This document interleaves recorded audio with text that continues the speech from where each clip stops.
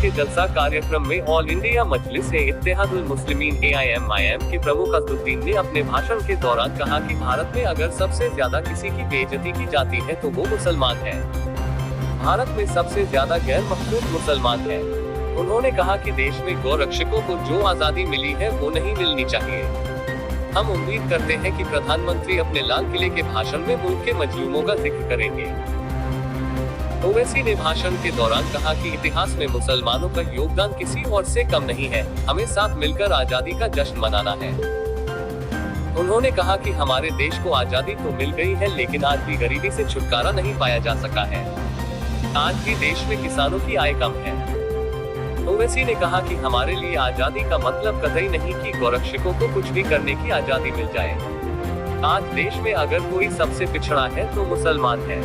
उन्होंने केंद्र सरकार पर निशाना साधते हुए कहा कि चीन ने आज हमारे 100 वर्ग किलोमीटर पर कब्जा कर लिया है, लेकिन कोई आवाज उठाने वाला नहीं है। सब मिलकर रहेंगे तभी इस देश का विकास होगा, लोग खुशहाल होंगे।